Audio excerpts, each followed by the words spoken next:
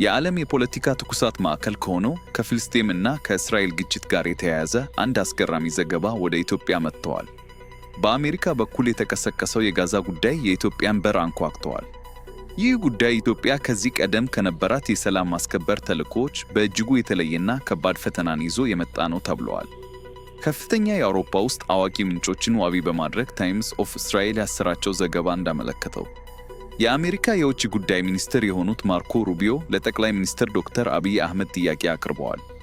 ይህ ጥያቄ ኢትዮጵያ በጋዛ ዓለም አቀፍ የሰላም ማስከበር ተልዕኮ ውስጥ ጦር በመላክ ተሳትፎ እንድታደርግ የቀረበ ሲሆን የዘገባው ይፋ መሆንም በአዲስ መልክ የዲፕሎማሲያዊ ክርክር ማዕከል አድርጓታል። ጥያቄው የቀረበው ለ2 ዓመታት ያህል የተካሄደውን የጋዛ ጦርነት ለማስቆም ፕሬዝዳንት ዶናልድ ትራምፕ ይፋ ያደረጉትን ባለ 20 ነጥብ የሰላም ስምምነት ዕቅድ ተከትሎ መሆኑንም ታይምስ ኦፍ እስራኤል አክሎ ገልጿል። የኢትዮጵያ መንግሥት እስከ አሁን ባለው ሁኔታ በኩል የተሰጠ ማረጋገጫም ሆነ ማስተባበያ የለም። ኢትዮጵያ ለምን ተመረጠች?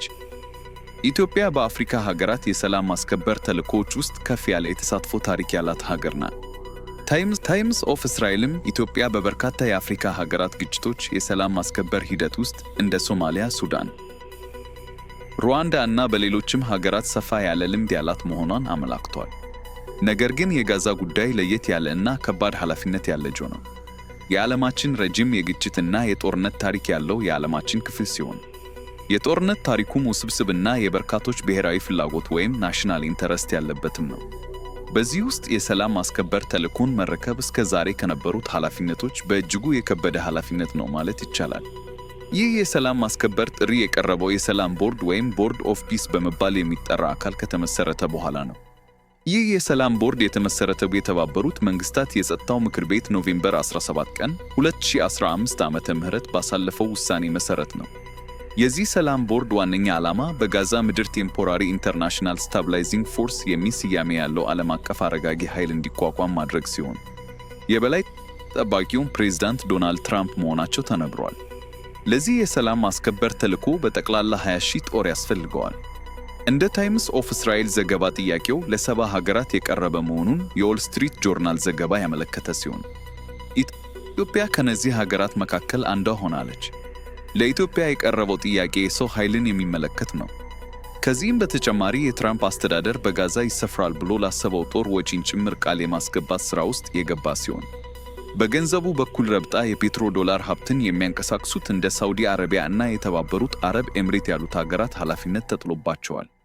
በአይነት የሚገለጽ የሎጂስቲክ ጥያቄ የቀረበላቸው ሀገራትም አሉ።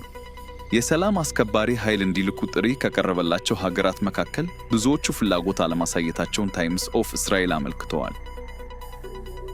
ይሁንና በጋዛ እና ፍልስጤም ጉዳይ በርካታ ሀገራት የራሳቸው ብሔራዊ ጥቅም ስላላቸው የማን ጦር ይግባ የማንስ ጦር ይቅር በሚለው ጉዳይ ገና ብዙ አጨቃጫቂ ጉዳይ አለ። ቱርክ ጦሬ በሰላም አስከባሪነት ካልገባ እያለች የምትገኝ ሲሆን እስራኤል ግን በአንጻሩ የቱርክ ጦር የጋዛን ምድር መርገጥ የለበትም በማለት የጸና አቋም ይዛለች። እስራኤል እና ቱርክ በጠላትነት የሚፈላለጉ ሀገራት ናቸው።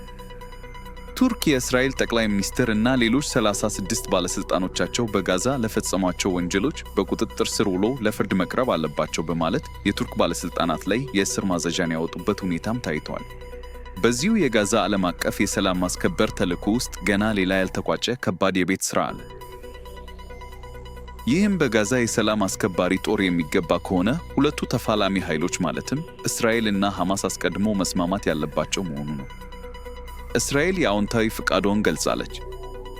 በሌላ አቅጣጫ ሌላኛው ተፋላሚ ሐማስ ግን በዚህ ጉዳይ ላይ ብዙም ፍቃደኝነት የሚታይበት አልሆነም።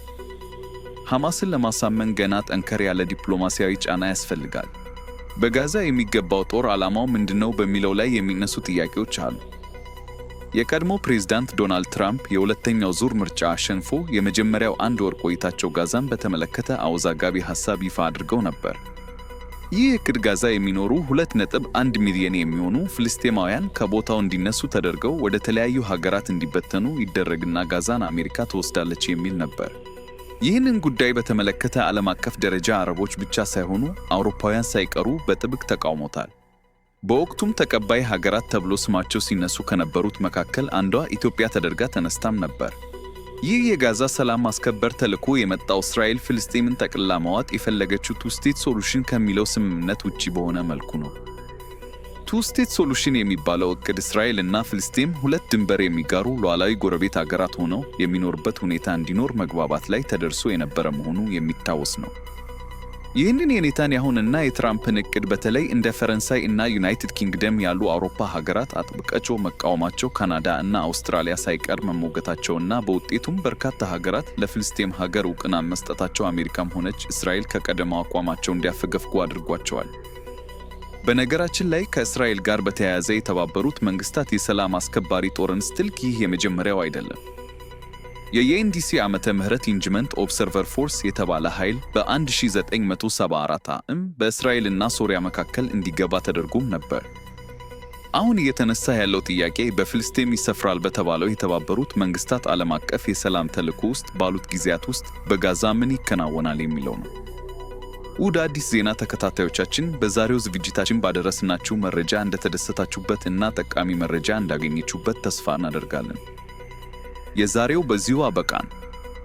በቀጣይ ለእናንተ የሚያስገርሙ፣ የሚያዝናኑና የሚያስተምሩ እንዲሁም ለእናንተ ይጠቅማል ብለን የምናስባቸውን መረጃዎች ይዘንላችሁ እንቀርባለን። ቪዲዮውን ላይክ፣ ቻናሉን ደግሞ ሰብስክራይብ በማድረግ የደወል ምልክቷን መጫኑን እንዳይረሱ።